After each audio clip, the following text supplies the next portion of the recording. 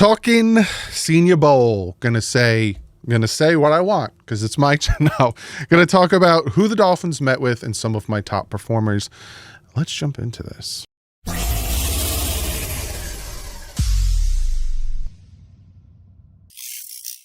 What is up, Finn fans? Hope you guys are having a fantastic, I have to look up at my calendar.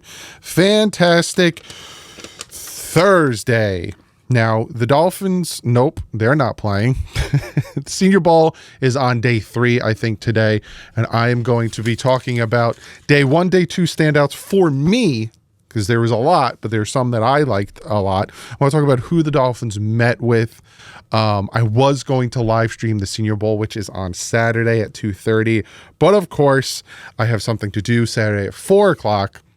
And it's not conceivable for me to do it. But I will talk about kind of who I liked and some standouts in the Senior Bowl. But before we jump into that, I have to shout out today's sponsor, and that is Clean the World. You might be asking yourself, hey, Doug, who is Clean the World? And if you are, I'm going to explain it to you. Clean the World is a great organization that takes soap from hotel rooms and repurposes it. And what they do with this soap, with my man, Sean Seipler, they take that soap, they repurpose it, they clean it, they hydrate it, they make it so you can use the soap again as you see them grinding the soaps up and making sure that they are healthy and they are not gross. And they give it out to people that need it, whether it's third world countries, whether it's natural disaster victims, whether it's any of these people. And they go to these places on hand and give out the soaps. They give out these hygiene kits to people that need it. They're boots to the ground out there, going out and giving these people that need these hygiene kits, need this soap, the time and effort to do all these things. Check it out. You can click the link below. Fantastic what they do.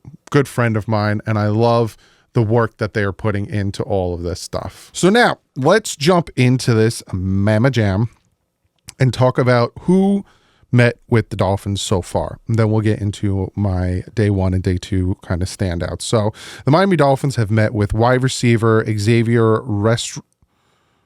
Restrepo. I gotta learn these names. Miami Hurricane wide receiver. They met with Alabama quarterback Jalen Milroe, which is interesting there. They met with Oregon quarterback and Heisman finalist Dylan Gabriel. They met with LSU tight end Mason Taylor. And you might be like, that name sounds familiar. That's because that is Jason Taylor's son. And they met with West Virginia defensive end Ty French. So, no offensive lineman yet. Maybe they're waiting for the combine. But they met with 2 quarterbacks. And apparently they've watched all the quarterbacks like Jackson Dart and the others that are there. So interesting little tidbit of information there. I'll take it with a grain of salt because it's just meeting with these guys, talking to them. It doesn't mean that they're going to draft any of the 5 that they've met, and they're probably going to meet more later today. So it is what it is. I'm not really too worried about it. Then we'll get into some of my top performers. Now, some of these guys I have clips to show you, like this clip here. Comes from my man JP, Finn's fan. JP is his Twitter handle. And this is Gray Zabel from Nebraska State. And this man can move. Just watch him. Just a complete stonewall.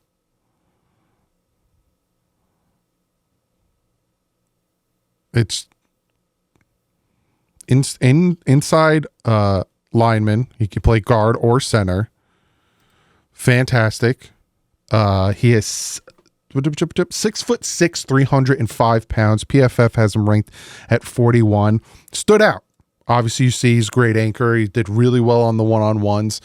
Again, he is 36th ranked, so I don't know if the Dolphins necessarily can get him in the second round. But I really liked what I saw from him. And I've been watching a lot of interior offensive linemen because the Dolphins need some guards. But again, PFF has him ranked 36. So the Dolphins might have to trade up if they really like him. But there's that. Then you have defensive tackle Walter Nolan. And that is this gentleman right here, Walter Nolan. Now, I don't like that he keeps falling, but I like his speed and his burst here. and his disruptiveness. See how he's pushing these guys back, but he keeps falling. I don't like that. It kind of reminds me of Chop. Maybe he's a little too over pursuing. I don't like him that he keeps falling, but I do like his aggressiveness and his strength and how he's getting these guys off of him. He is 6'3", 305 pounds. PFF has him at 36. So again, Gray Zabel was PFF ranked 41, so he's a possibility in the second round. Walter Nolan is PFF ranked 36. Explosive, got that quick burst, all that stuff. And you could see, as I showed you in the video, big guy, 6'3", 305. Defensive tackle. And, you know, with us not having or being able to probably bring back Calais Campbell as he wants to win a championship in his last year, possibility. But again, 36, I don't know if you get him. You probably have to trade up for him. Then we have wide receiver Jack Beck. I don't have a video of him, but we have wide receiver Jack Beck, TCU, 6'2", 215. PFF ranked him at 56. So again, a second round possibility. He's blocks nice. That's what they were noticing from today. Nice blocking, nice catch radius outside of his frame, and that is the big thing. A dual threat. And if you notice, he's 6'2". There was some other receivers that other people thought stood out, but once I saw they were 6 foot or below, I'm like, that's not what the Dolphins need right now. So I kind of moved on from him, but I really like this TCU wide receiver. Again, the PFF has him at 56, so that is a possibility in the second round. And then we have the tight end here. You guys probably already know this tight end if you are a Hurricanes fan, and that is my man, Elijah Arroyo. He's Miami Hurricanes, 6'4", 245 pounds. PFF has him ranked 80. He's got the speed. He's got the athleticism. He's got the height. Would be a nice combination with Jonnu. Again, PFF ranks him 80. So he is a third round possibility. Fluid runner, nice route runner, good hands. Tight end doesn't need to be a first round pick. I know a lot of people want 13, that tight end. You know, you got Elijah Arroyo, you got Gunnar Helms. I was talking to Reason about him. You got a lot of options at tight end. Even, you know, you got Mason Taylor as a possibility at tight end in like the second or third round, third or fourth round. So you don't need to reach for one at 13. Then we have, I want to see who this video is. Okay. Then we have linebacker Smail Mondon. Smail Mondon Jr. I will learn these names. If you're new to the channel and you're like, wow, this guy sucks, he's butchering names, I understand. As the process goes on and I do more research on these guys, I do tend to learn their names. He is a linebacker out of Georgia. He's 6'3", 235. PFF has him ranked at 179. The reason he is lower ranked is because of his foot injury in 2023 and in 2024, but he looked good today, and the foot injury doesn't seem to be an issue today, which is good. He's fast from sideline to sideline, and we need to find somebody to pair up with Jordan Brooks. This seems to be possibly a guy who's versatile in pass and run option. He's really good at shooting the gaps, and also really good in one-on-one coverage against these tight ends and these running backs yesterday and the day before. So that's a guy I'm going to definitely keep my eye on. Then you have a defensive end, Shamar Stewart, Texas A&M. I don't think the Dolphins, if they want him, have to take him at 13. But I do have some footage here of him. Had a great day. You just see the physicality as he just pushes his guy on the butt. Dominant bull rush there. The knock on him, though, is he had 4.5 sacks in 3 seasons. So that's a big knock on him. He's 6'6", 290 pounds. He's fast and powerful, but again, low sacks over 3 years, 4.5 over 3 years. They have him going in the first round. I would not take him at 13. If you trade back, possibly, but we don't need to take another first round pass rusher. I just really like the way he played, so that's why I have him up there with some of my top guys. And then I got another edge guy, and I'm going to butcher this guy's name. And I don't even want to attempt to say his first name's Donovan. He's out of BC, Boston College. Azir Waku. Doug, it doesn't matter how many times you say it, you're saying it wrong.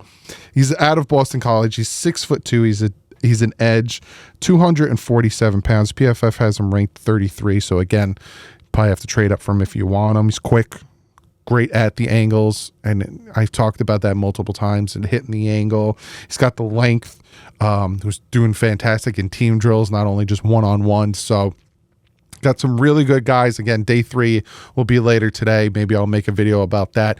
But I think what I'm going to do is give you a full synopsis on Sunday of my thoughts of the Senior Bowl, who stood out, who is I'm interested in, more people that the Dolphins met with, because I have another video planned for you guys tomorrow, kind of talking about 2025 and the Miami Dolphins. But overall, I have 6 that really stood out to me and 6 that could help this team, especially like Gray Zabel, who PFF has ranked 41, so he is a possibility in the second round. Elijah Arroyo, could get him in the 3rd round, that tight end. But again, there's other guys you can get like Gunnar Helm or Mason Taylor. I do like the linebacker and Mondon Jr. from Georgia. Pair him with Jordan Brooks. A lot of this could change when free agency happens, because there are needs, and I'm going to talk about that. Needs going into free agency, needs going into the draft. You're going to get all those videos. But those are kind of the thought process that I had watching these Senior Bowl practices, and some of the guys I like. Now, quarterback play, you had Dart kind of struggled a little bit, but again, when you look at these quarterbacks, because Justin Herbert kind of struggled in his Senior Bowl appearance, they're throwing to receivers they've never thrown under, and they're doing things and they're being asked to do things by NFL coaches to test them to see if they can make that transition to the next round. So Jackson Dart's struggle, I'm not really going to worry about it too much. I'm going to keep looking at him, and I'll talk about more about the Dolphins potentially drafting quarterback and how that can work and all that stuff. But comment below, let me know what stood out to you at the Senior Bowl. And before we get out of here, I do have a fact for today. The Dolphins entered the 2023 with an all-time record of 505, 415, and 4, including postseasons. Some of these facts are just very but comment below, let me know. I'll see you guys tomorrow in the next video. But like usual, stay classy. If ends up.